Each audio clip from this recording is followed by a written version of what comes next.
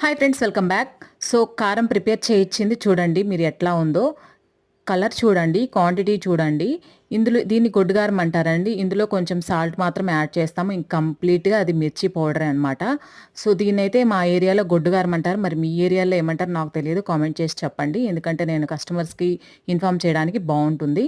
And మనకి కొంతమంది చాలామంది గొడ్డుగారం తీసుకొని అందులో మసాలాలు యాడ్ చేసుకొని కర్రీస్ వండుకుంటారు. అదంత టేస్ట్ ఉండదండి.